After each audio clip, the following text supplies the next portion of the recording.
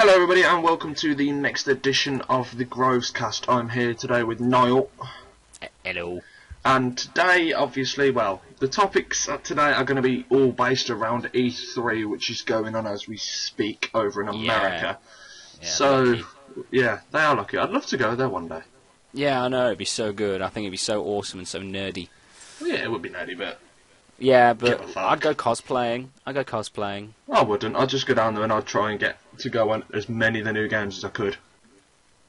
Yeah, the ones that are being released, obviously. Well, not yeah. the ones that are revealed, which is No. all that we're going to talk about today. Yep. Today is all about reveals, so Niall, what games have we got on the list for today?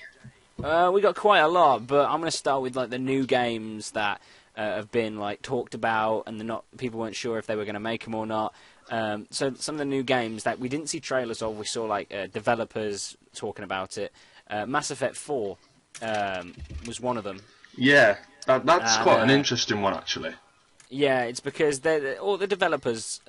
No, I don't wish to be insulting to them, but some of the stuff they said was bollocks. But I'm looking forward to it. I love the Mass Effect franchise. But it's something that got me. It's like we listened to the fans, and we gave the fans what they're going to get. And we're like, no, we want a real ending for the third one. You still haven't finished it, because it was balls. Exactly.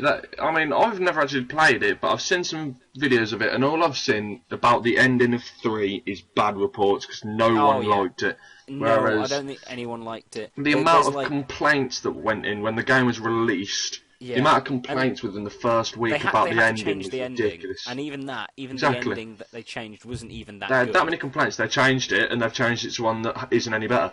Yeah, it's because it doesn't really follow anything up. The main character dies no matter what you do, but then it teases you at the end saying, oh, he might be alive, but they don't care.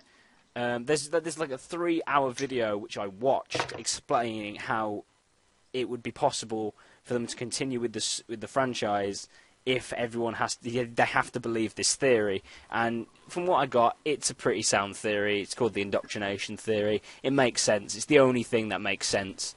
Thanks to whoever thought of it, because it's given a lot of people closure. Not me. In all fairness, I still want an ending. 3 hours, that's a long time just to watch and find out what's going on in another game. Yeah, I was That's a annoyed and I long was time. bored. I was annoyed and bored. I suppose so. Other games that have been unveiled, Star Wars Battlefront, the DICE engine is in full works, and that's going to be coming out. That's going to be incredible. In a few years' time. You can never beat the old Battlefronts. Battlefront 2 on PlayStation 2, you can't beat it. That was it. Beast in as Darth Maul, swinging his dual lightsaber around. Best Oh, ever. yes, mate. Mirror's Edge 2 was also Never announced played officially. Mirror's Edge. Mirror's Edge, it's difficult. My brother seems to like it. Very, very, very clean. It's a free running game. It's for people. Oh, right. And Doom 4. I remember when we was talking the other night, we was playing a bit of zombies, and Noel was watching the Doom 4 trailer, and my God, I've never heard someone react so happily to a trailer. To a teaser. I've played all 3 Doom games, plus all the DLC for them all. I love the Doom games. Like, also Credit is one of the first-person shooters and first true horror games. It's brilliant to see it's finally back in its former glory. You see now, I've never played any of the Dooms. I haven't really seen videos of them either. I've never played it, so I need to watch the trailer later. I'll let you borrow my Doom 3 BFG edition. It's got all of them on. Yeah, it's tempting actually. I might have to do that. It's a good game. You got to play them in order. Though you got to play Doom 1, Doom 2. Right. So is it one where you've got to play through all of them to understand it? No, you can play. No, really. What it is, you should be playing through Doom 3 first, because that's technically the first one. Oh, is it a bit like a dodgy sequence where it goes Doom 3, 1 and 1, Doom 2 2? happen. Yeah. It's like a prequel, but with the graphics hike is ridiculous. It's like NES graphics on the first 2. Oh, that ain't too bad. Anyway, you wanted to talk about some games, didn't you? Yeah, mainly I want to talk about Forza Horizon 2 and the new Battlefield. Is it Battlefield Hardline, I think it's called? Hardline, yeah. Horizon is the one that I'm most excited for, purely because there's over 1,000 car clubs, something like 200 different cars, but it's not just new cars. Like the first Horizon, don't get me wrong, it was good. It was a really good game. It was like the first Forza free roam and whatnot, but it wasn't enough. Like, they had some unique stuff in there, like they had barn finds in there. So you just drive around, you get a random barn find pop up, you go to there and you get an old classic car, like, I don't know, an old Corvette Stingray or an old Jaguar E-Type. Like one of the multi-million-pound ones that are worth mega money. Yeah, yeah. And you just drive about, but there wasn't enough in it. Like, you couldn't customly tune. So all your big car fans that are used to going, we can change all of our tyre pressures, our ride height, how stiff our suspension is. You couldn't do it, whereas in the new one they've got it. And also they've got an in-game changing weather. So you'll be driving along, because it's based in North Italy. And the tracks must be beautiful. Oh, it's not tracks, it's all street roads. So obviously you've got all your winding cliff edges and whatnot. Oh yeah, it's Fremont, isn't it? But still, the scenery must be beautiful. Oh yeah, but based in it, North Italy. Yeah, but you're just driving along, and then all of a sudden you'll be driving in the sun down the coast. You're like, yeah, it's a nice day. I can keep racing. Next thing you know, it's lashing down a rain. So you're like, all right, it doesn't sound like a big change, but it's the first time it's ever been put into a racing game where the weather changes throughout the races, and it affects your steering, all your acceleration, your top speed, and all sorts of stuff. And also another thing what I like, and how they've done it's quite interesting.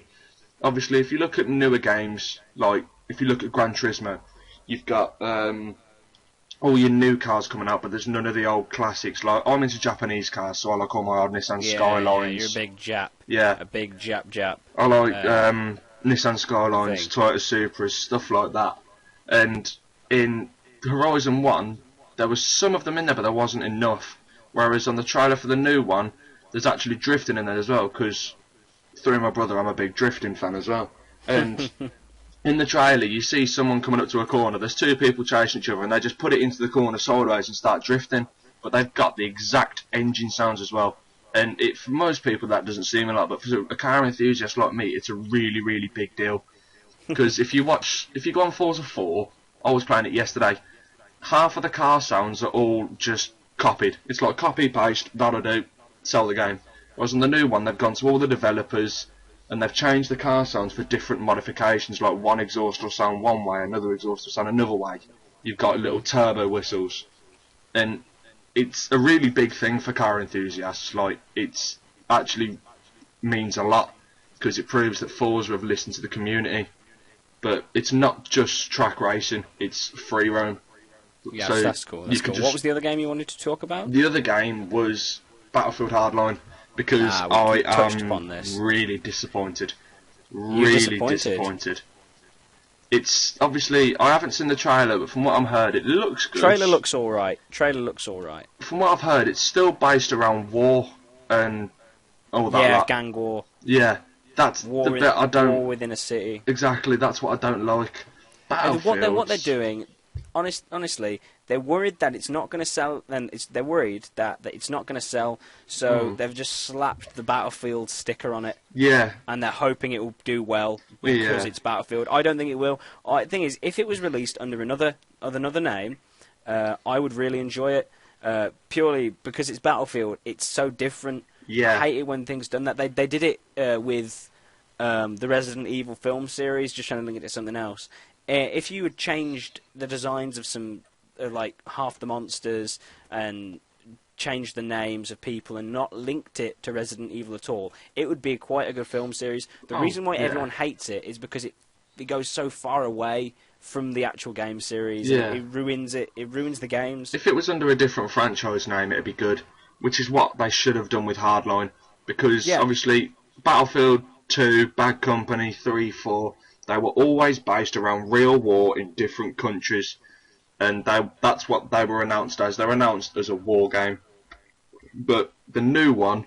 It's real crime. It's a real crime game. It's not but war. That's not what they've released it as. The new one was announced as a game based around the game of cops and robbers, which is pointless. You're building a game for 18-year-olds, not for 5-year-olds.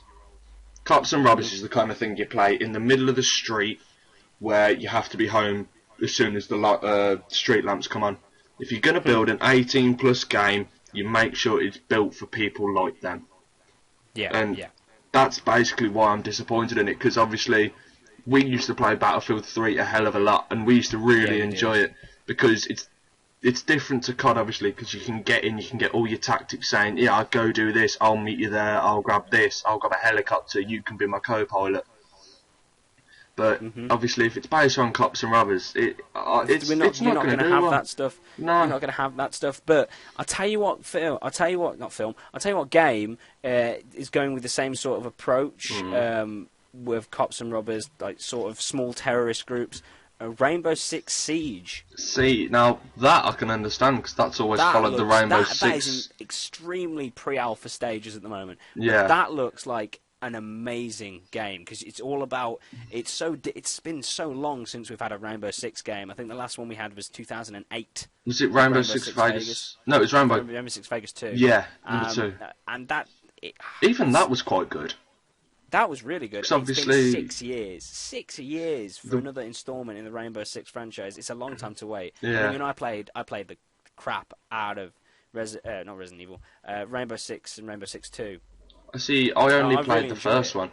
I've played the second one. I've played through the story mode, but don't you have it free? You've got the first one free. Yeah, I've got the first one. I always remember it because when I got my first Xbox, it was when the original white ones had just come out. I just bought a 60 gig one. No, my brother had bought one, sorry. I'd put in half for it. And you got 3 games with it. We got we got one of the FIFAs, the latest one. Test Drive Unlimited. Oh, you got Test Drive? Yeah, Test Drive Unlimited and Rainbow Six Vegas. And I played the hell out of the story mode on Rainbow Six Vegas because it was such an intense storyline. There was never a boring mission. No, you'd be walking. You had to check all your corners. Like you're walking down the middle of the train yard, and you sat there like, oh yeah, nothing's going on. The next thing, oh bang, you're dead. You're shot from a sniper. Yeah. You've got to keep your eyes peeled for it, which is what I like.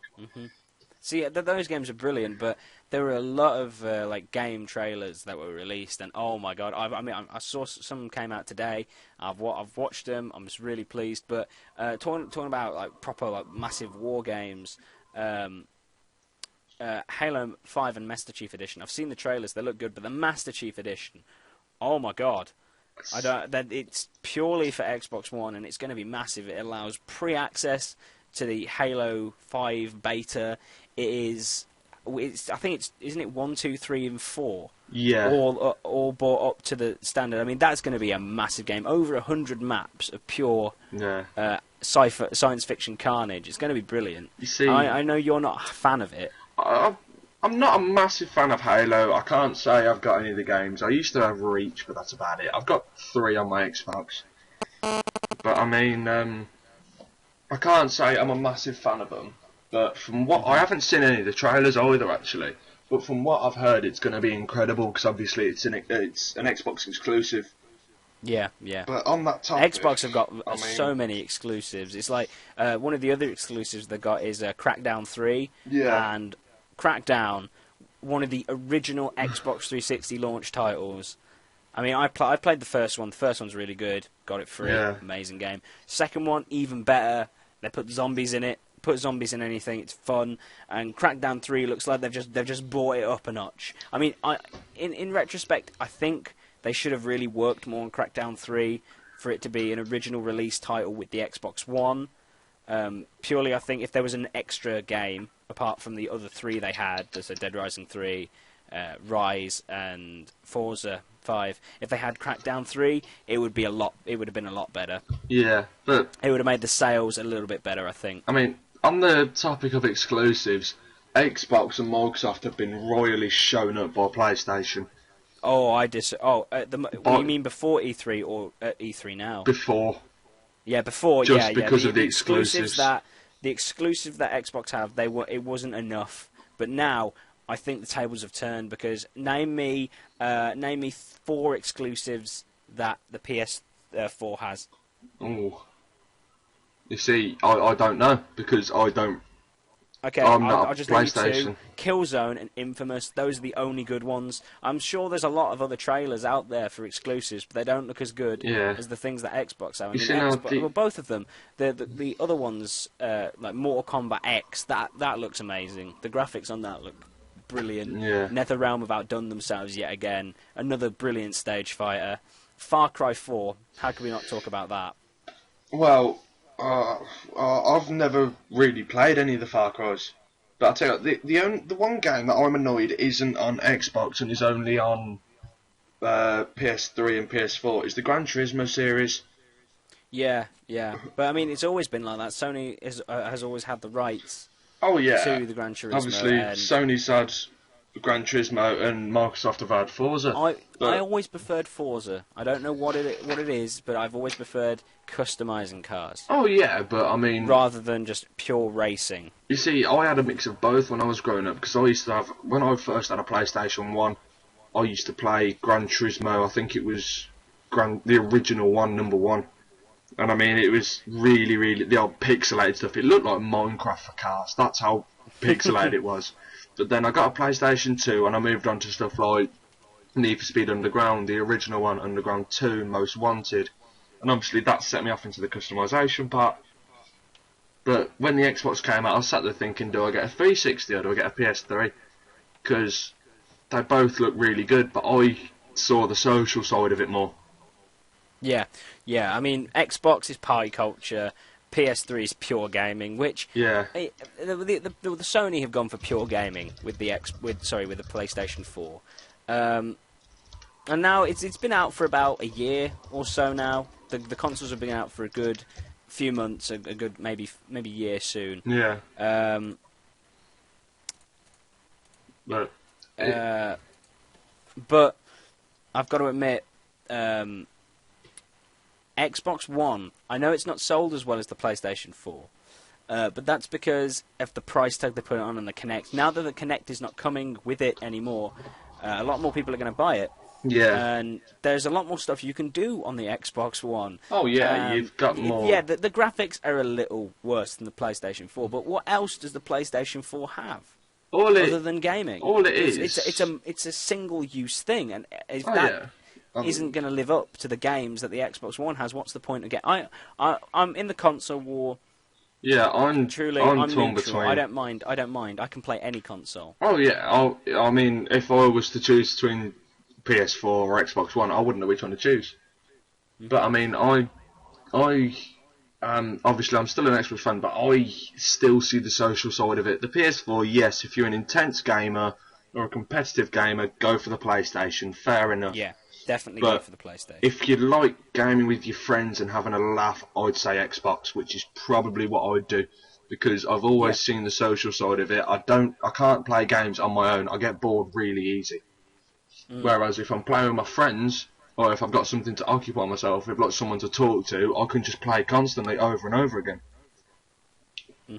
But is there anything else we can talk about, or is that just about it for today? That's just about it for today, I think. I think we've got through all the games we wanted to in this one. Yeah. Keep with the channel for another E3 special, talking about all like the horror games, and the newer games, the ones that we are kind of looking forward to, and the ones we might get. So it's goodbye from me. Right, and I guess that's it. So I think that's just it for me. So see you later, guys. Also, one quick thing before we go. We couldn't get Michael in today, but hopefully he should be here for the next E3 special. Should be. But we'll have to see what he's doing. Yeah, we'll have to see if Lil Guido comes on. I haven't called him Guido in ages. Bloody hell. Yeah, we haven't. We need to do that. But anyway, I think that's pretty much it. So goodbye. Keep your eyes posted on the channel for some more videos. We're going to be doing more Grovescast E3s, some more standard ones, and I think we're going to be posting a game chat of zombies soon. So see you later, guys.